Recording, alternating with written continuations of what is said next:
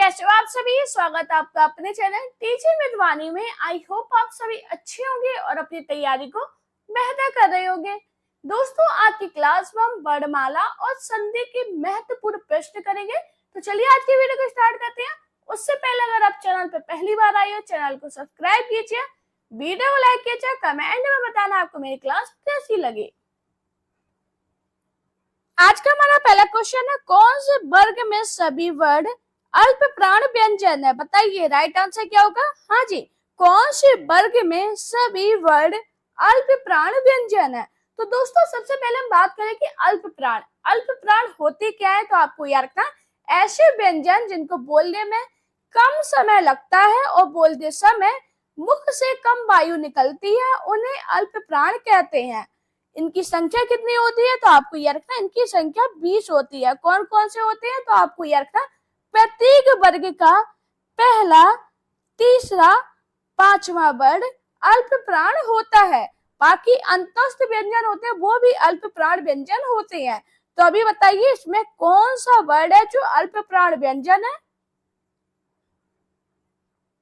तो आपको याद रखना, का, चा, टा और ता, ये क्या है? अल्प प्राण व्यंजन। इसका राइट आंसर है ऑप्शन सी।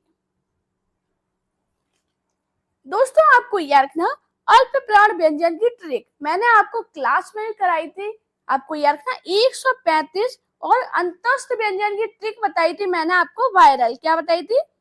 वायरल का मतलब क्या है? यारा लावा। हाँ जी, तो अल्प प्राण की ट्रिक क्या हुई? 135 वायरल अल्प प्राण। नेक्स्ट क्वेश्चन है, महाप्राण व्यंजन होता है प्रत्येक वर्ग का। सभी लोग बताइए महाप्राण व्यंजन क्या होते हैं? तो सबसे पहले हम बात करें महाप्राण होते क्या है। तो आपको याद रखना, ऐसे व्यंजन जिनको बोलने में अधिक प्रयत्न करना पड़ता है और बोलते समय मुख से अधिक वायु निकलती है, उन्हें अल्प प्राण व्यंजन कहते हैं। इनकी संख्या 15 होती है। कौन कौन से होते हैं? तो आपको याद रखना, प्रत्येक वर्ग का दूसरा चौथा वर्ड महाप्राण होता है। तो इसका राइट आंसर है ऑप्शन डी।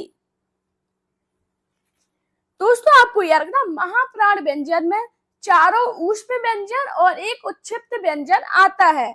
इसकी ट्रिक क्या होगी? आपको याद रखना, 24 S3H। S3H का मतलब क्या है? S3 से आप याद रखना तीनों सा, और H से मतलब क्या है? हाँ। इनमें से ऊष्म व्यंजन नहीं है। बताओ राइट आंसर क्या होगा। हाँ जी, कौन सा ऊष्म व्यंजन नहीं है? तो सबसे पहले बताइए ऊष्म व्यंजन कौन कौन से होते हैं। तो आपको याद रखना, भी बताया मैंने, तीनों सा, हाँ और हाँ, ये क्या है? ऊष्म व्यंजन। तो बताओ कौन सा ऊष्म व्यंजन नहीं है? आपको याद रखना ला। इसका राइट आंसर है ऑप्शन डी। आपको याद रखना जो ला है ये ऊष्म व्यंजन नहीं है बल्कि अंतस्थ व्यंजन है। निम्नलिखित में से कौन सी ध्वनियां अयोग्य है? हाँ जी, बताओ राइट आंसर क्या होगा। कौन सी ध्वनि अयोग्य है? दोस्तों बात करें अयोग्य होते क्या है, तो आपको याद रखना, आ के योग से जो अर्थ वहन करे, किसी स्वर के योग में जो सार्थक शब्द बनते हैं वे अयोग्य होते हैं। इनकी संख्या 2 होती है। कौन कौन से? अंग और आहा। इसका राइट आंसर है ऑप्शन डी। कौन सा अंतस्थ व्यंजन है? हाँ जी, बताइए अंतस्थ व्यंजन क्या है? अभी मैंने अल्प प्राण में आपको बताए थे अंतस्थ व्यंजन कौन कौन से होते हैं। या, रा, ला और वा। कौन सा है अंतस्थ व्यंजन? आपको याद रखना या। इसका राइट आंसर है ऑप्शन डी। अंतस्थ व्यंजन की ट्रिक क्या है? आपको याद रखना वायरल। क्या है? वायरल। निम्नलिखित में से अघोष महाप्राण ध्वनि है। बताइए राइट आंसर क्या होगा। हाँ जी दोस्तों, ऐसा वर्ड जो अघोष भी और महाप्राण कौन कौन से होते हैं? तो आपको याद रखना, प्रत्येक वर्ग का दूसरा और चौथा वर्ड।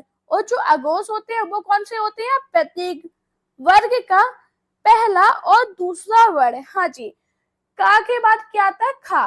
खा अघोष भी है और महाप्राण। इसका राइट आंसर है ऑप्शन ए।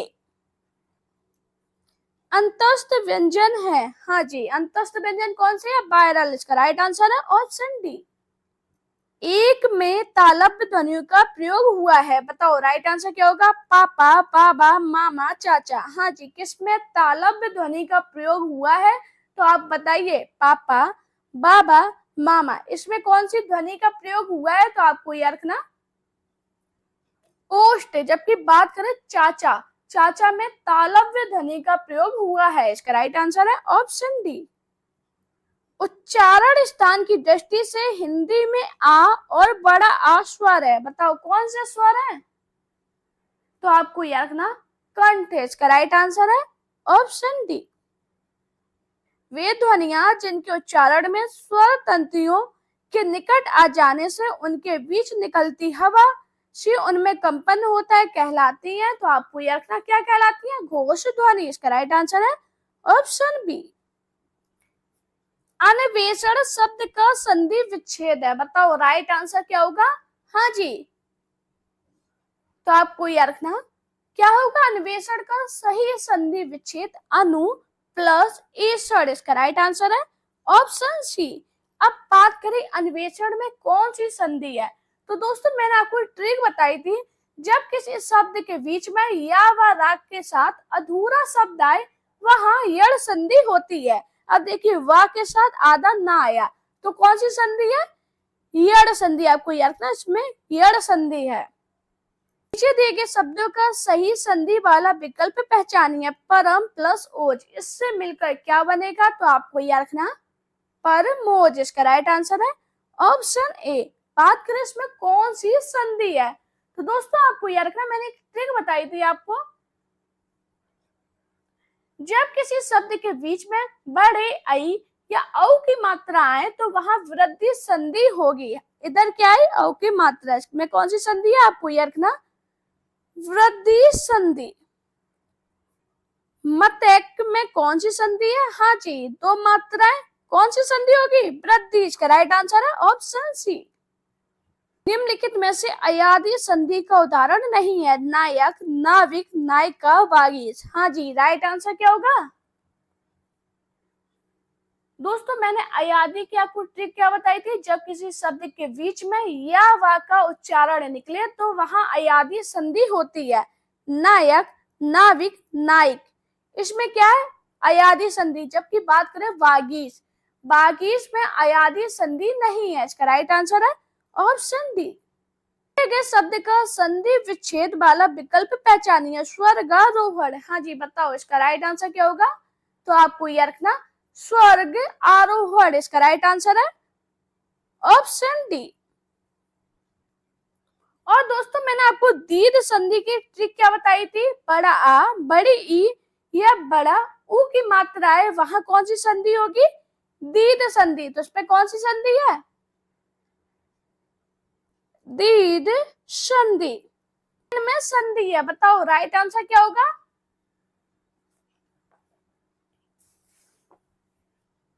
तो दोस्तों आपको याद रखना शयन में अयादी स्वर संधि है। इसका राइट आंसर है ऑप्शन ए।